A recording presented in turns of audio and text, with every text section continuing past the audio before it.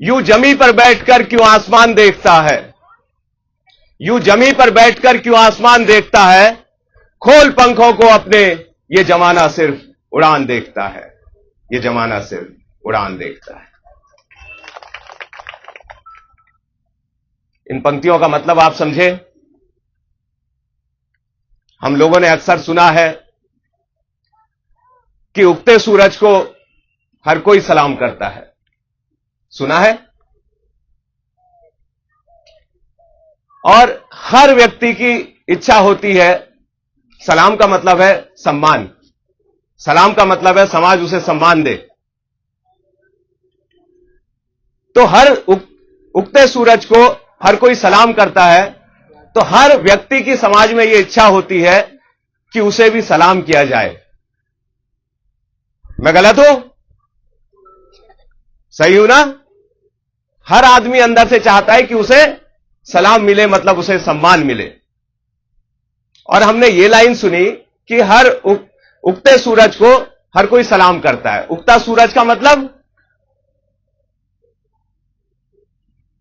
चढ़ रहा है, जो चढ़ने का मतलब जो विकास कर रहा है, जो ऐसे काम कर रहा है जिसको हम मानव जाति के लोग ऊपर चढ़ना कहते हैं। दूसरे के लिए कहते हैं देखो वो कितनी वृद्धि कर रहा है, कितना विकास कर रहा है, कितना संपन्नता की ओर जा रहा है। तो इसका मतलब जब हमारे दिल में वो ख्याल आता है कि हमें भी कोई सलाम करता, या हर कोई सलाम करता, या समाज हमें भी सम्मान करता, तो उस समय पीछे से वो ख्याल खुद ही खुद इस सोच के साथ आना चाहिए कि हमारे काम भी वैसे हो जो हमें चढ़ता हुआ सूरज दिखाएं। मतलब हम कुछ ऐसा करते रहे कि हमारे काम चढ़ते हुए सूरज की तरह लगे, तब हमें और लोग सम्मान देंगे। आप सभी किसान परिवार से हैं, और दुनिया में कोई सच को नहीं झुटला सकता कि किसान से मेहनती कोई आदमी नहीं। सही हूं मैं? दुनिया में कोई आदमी इस सच को नहीं झुटला सकता कि किसान से मेहनती कोई और है, किसान सबसे मेहनती है। इसका मतलब मेहनत में तो कोई कमी नहीं हो रही। तो कमी कहां हो रही है? मेहनत नहीं छोड़नी है, मेहनत तो करनी है, मेहनत तो आधार है, लेकिन स्मार्ट तरीके से करनी है। मेरे शब्द का मतलब समझ रहे हैं? स्मार्ट तरीके से करनी है। स्मार्ट तरीका कहां से आएगा? कोई बताएगा आप में से? स्मार्ट तरीका कहां से आएगा? सारी जानकारी। वाह, तालियां। आपने कहा जब सारी जानकारी आएगी तब हमारा तरीका स्मार्ट होगा। ये बहुत बड़ी बात हमारे बीच में बैठी किसान बहन ने कही। जब जो मेहनत हम कर रहे हैं उस मेहनत में हम जानकारी जोड़ देंगे, नॉलेज जोड़ देंगे, तो उस दिन हमारा तरीका स्मार्ट हो जाएगा। इसलिए जब मैं बात कर रहा था तो मैंने बात से पहले आपसे कहा कि आप ज्ञान बहुत बढ़ गया है आपके पास। काफी समय से हम लोग प्रशिक्षण कर रहे हैं और उसके जरिए आप तक जानकारी आ रही है। तो उस जानकारी को आपने इकट्ठा करना था और इस मेहनत के साथ जोड़ देना था, तब जाकर के आप उस जगह पर पहुंचते जिसे कहते कि आप चढ़ते हुए सूरज हैं और समाज आपका सम्मान कर रहा है, हर कोई आपको सलाम कर रहा है।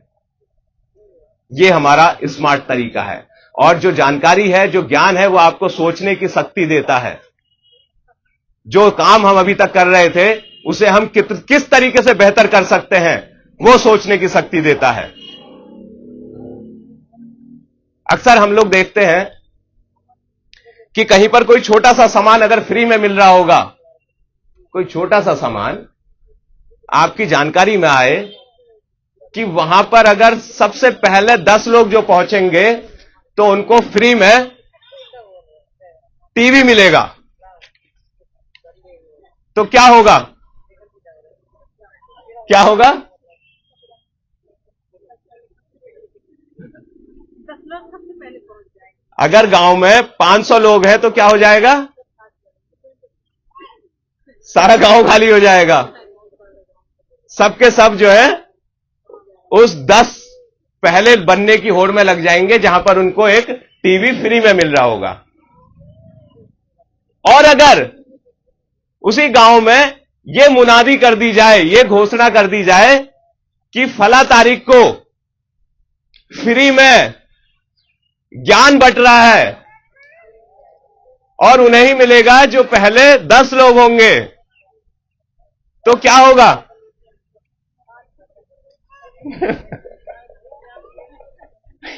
सब कान में रुई डाल के अपने घर में बैठे रहेंगे। हमारे बीच में एक माता जी, अम्मा जी ऐसी निकली जिन्होंने कहा कि हम जाएंगे।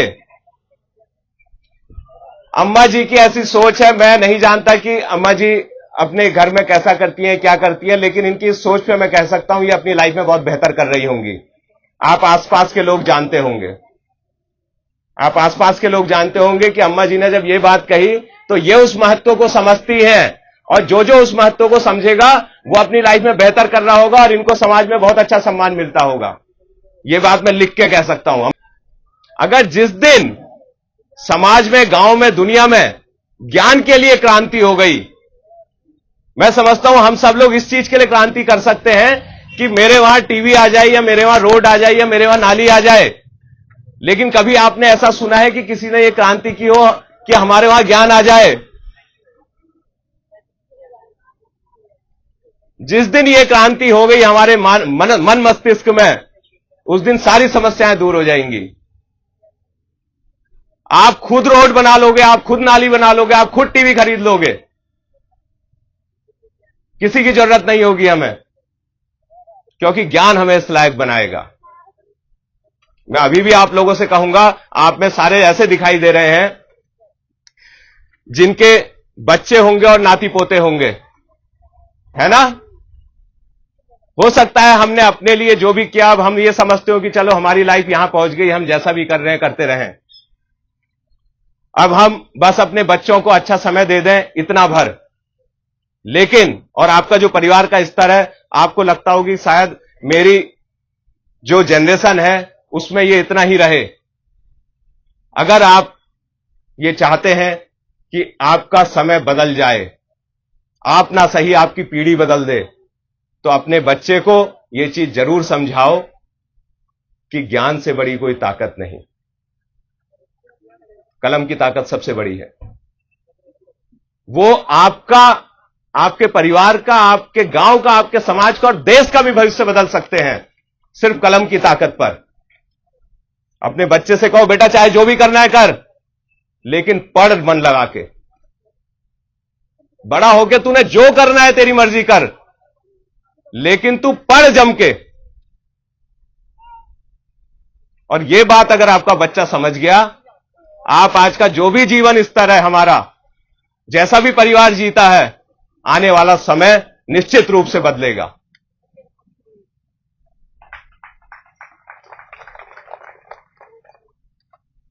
मैं खुद अपना एग्जाम्पल आपको दूं, मैं बहुत गरीब परिवार से हूं। जो बचपन मेरा बीता बहुत गरीब परिवार से रहा मैं। जब मैं 1.5 साल का था तब पिताजी एक्सपायर हो गए। मम्मी मेरी कुछ पढ़ना लिखना नहीं जानती थी। 3 भाई बहन थे हम।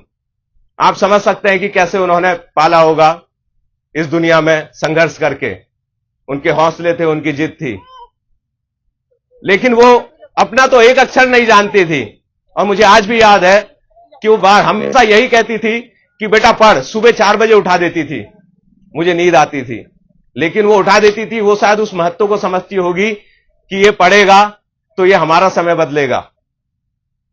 उसे पता नहीं कि कॉपी में, किताब में क्या लिखा है, लेकिन बस वो उठा के बिठा देती थी कि तू पढ़, तू पढ़, तू पढ़।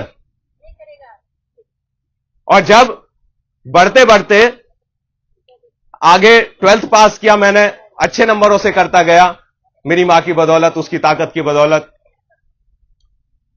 उसके बाद जब बड़े इंस्टीट्यूट में, बड़े विश्वविद्यालय में, कॉलेज में मेरा दाखिला होने लगा तो वहां ज्यादा बड़ी फीस थी। मुझे लगा कि मैं कैसे पढ़ पाऊंगा, भले ही मैंने निकाल लिया है उस कंपटीशन को। तो मैं प्रश्नवाचक चिन्ह के साथ मुद्रा में अपनी मां की ओर देखा और बोला कि मां, मतलब मैं कैसे करूंगा, इधर इतना पैसा खर्चा कहां से होगा। उस दिन भी मेरी मां ने मुझसे कहा कि बेटा ये पढ़ाई का मसला है, तू जा, मैं जैसे करूंगी मैं करूंगी, तू इस पे बिल्कुल मत सोच, तू बस पढ़ने में मन लगा। आज उस पढ़ाई की ही ताकत है, आज उस पढ़ाई की ही ताकत है कि आप समझ पा रहे होंगे कि मैं क्या कर रहा हूं। वो समय बदल चुका है मेरे परिवार का, और वो पढ़ाई की ताकत है कि आज एक नहीं, मैं चौथी सरकारी नौकरी में हूं इस समय।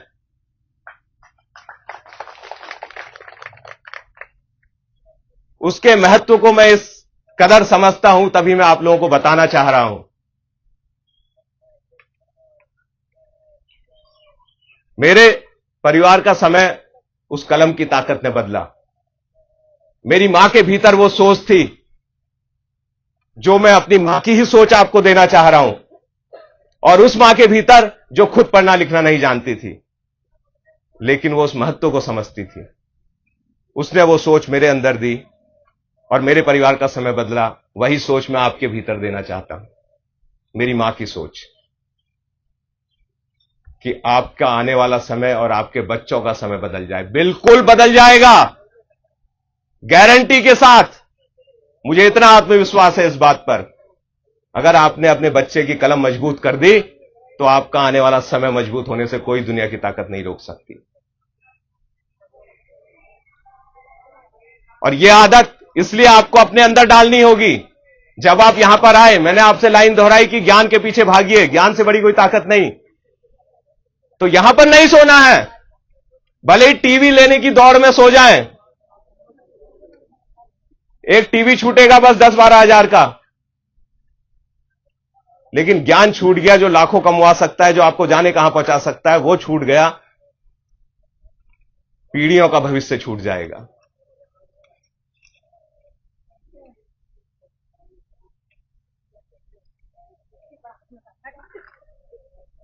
इसलिए जो मेहनत कर रहे हैं वो जानकारी के साथ करेंगे।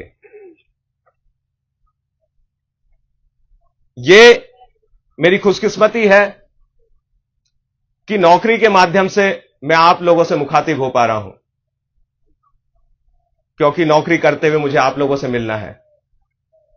तो उस दौरान मैं रेशम विभाग से हूं, लेकिन मैं केवल रेशम विभाग की बात आपसे नहीं करूंगा, क्योंकि अगर केवल रेशम विभाग की बात आपसे होगी तो शायद आप बहुत अच्छा नहीं कर पाएंगे। लेकिन उस रेशम विभाग के ज्ञान के साथ अगर यह सोच आप तक चली गई तो आप रेशम में ही नहीं, अपनी जिंदगी के हर क्षेत्र में बेहतर कर रहे होंगे। वो तो एक बहुत छोटी सी चीज है रेशम। हमें अपना ओवरऑल विकास करना है। इसलिए यह सोच जरूरी है और इसे अपने तक कभी सीमित नहीं रखना है, क्योंकि मनुष्य कभी भी एकल प्राणी नहीं है, वो सामाजिक प्राणी है। केवल उसके सुधरने से समाज नहीं सुधर सकता। हमारे आसपास सारा माहौल अच्छा होना चाहिए, सब सुधरने चाहिए। मुझे असली खुशी कब होगी? मान लिया कि मैं बहुत अच्छा हो जाता हूं, बहुत सफल हो जाता हूं, लेकिन मेरे इर्द गिर्द दुखी लोग होते हैं, तो क्या मैं उनके साथ खुश हो पाऊंगा? हो पाऊंगा? जब वो भी उसी स्तर पर होंगे और उतना खुश हो सकते होंगे, तभी तो मैं भी खुश हो पाऊंगा। हमको लेकर के साथ चलना है। जरूर यहां पर टेक्निकल रूप से आपसे सीएलए की बात कही गई, वो वही हम की बात करता है। जो संगठन की बात आपसे की गई वो हम की बात करता है कि हमको लेकर के आगे बढ़े, हम की ताकत को पहचाने। और उसके अंदर की बात मैं आपको यही बताना चाह रहा हूं कि अकेला आदमी चाहे कितना भी आगे बढ़ जाए, वो कभी अपने जीवन की इष्टतम खुशी नहीं प्राप्त कर सकता जब तक उसके आसपास के सारे लोग खुश ना हो। और सबके अंदर पॉजिटिव फीलिंग का होना जरूरी है। अगर मैं बहुत खुश हूं तो अपनी खुशी में किससे बांटूंगा? किससे बांटूंगा? अपने दोस्तों से, अपने परिवार वालों से। क्यों? क्यों? क्यों अपने दोस्तों और अपने परिवार वालों से बांटूंगा? क्योंकि मुझे यह लगता है कि मेरे वो दोस्त और मेरे वो परिवार वाले मेरी खुशी से खुश होंगे। तो आपको खुशी बांटने के लिए भी बगल में ऐसे लोग चाहिए जो खुद में भी खुश हो, तभी तो वो आपकी खुशी से भी खुश हो पा रहे होंगे, और तभी खुशी के असल मायने हैं। तो हम कभी भी अकेले खुश नहीं रह सकते, इस बात को हम समझें। इसलिए सबकी खुशी का सोच करके चलें। दुख भी हम उससे ही शेयर कर पाते हैं जिसे लगता है कि हमारे दुख में वो भी उतना दुखी होगा। यानी कि एक अच्छी फीलिंग का व्यक्ति, एक मानवीय फीलिंग का व्यक्ति। तो ऐसे लोग हमें सारे चाहिए, और सबके अंदर, क्योंकि मानवीय फीलिंग का मतलब, इंसानी गुण का मतलब, हम कहते हैं ना बात करते करते कि फला आदमी बहुत अच्छा इंसान है। क्यों कहते हैं? क्या अच्छा सूट बूट पहन के आया था इसलिए, या बड़ा सुंदर दिखता था इसलिए? क्यों कहते हैं? आप ही से पूछना पड़ रहा है, मुझे जवाब नहीं दे रहे बाकी। किसी को हम अच्छा इंसान क्यों कहते हैं? जो अच्छा काम करता है और उसके अंदर मानवता हो। मानवता क्या होती है?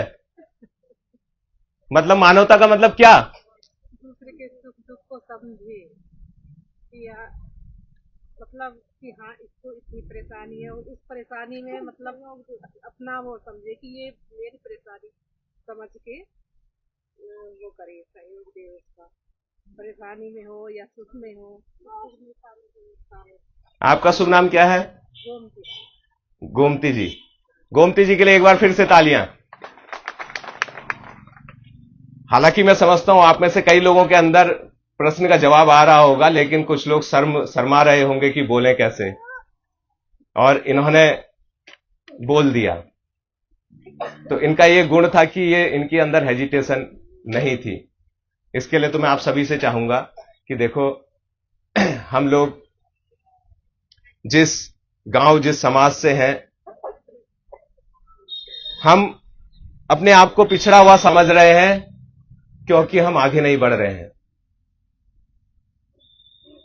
ये चीज खोलनी है अपनी। जब आप ये चीज खोलोगे, तभी जब आपको कभी जरूरत होगी तो अपनी बात कह पाओगे ना। कहीं अपनी बात कहने के लिए तो ये खोलना होगा ना। आपको बच्चे का दर्द कैसे पता चलता है? जब वो रोता है, मतलब रो के वो बता रहा है ना।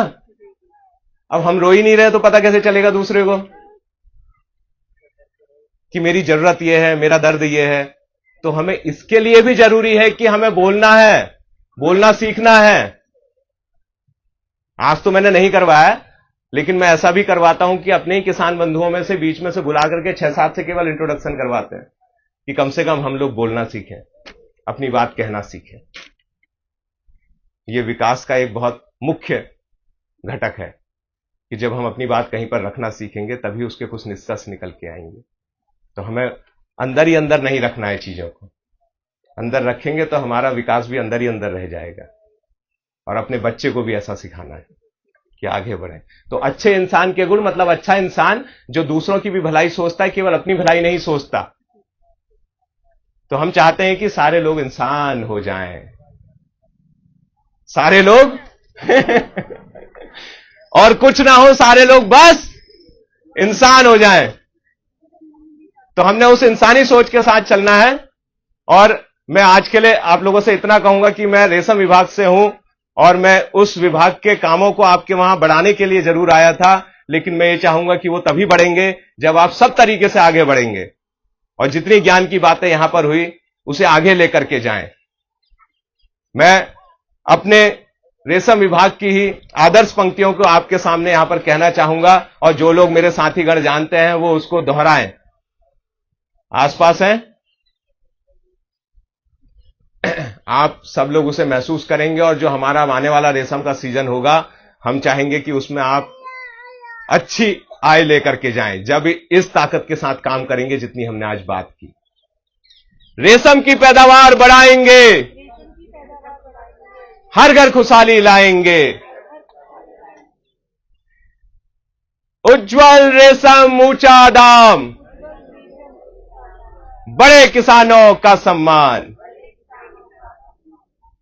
आपको ताकत देते हुए अपनी वाणी को विराम देने से पूर्व मैं ये लाइनें दोहराना चाहूंगा। कोशिश कर हल निकलेगा, कोशिश कर हल निकलेगा, आज नहीं तो कल निकलेगा। कोशिश कर हल निकलेगा, आज नहीं तो कल निकलेगा।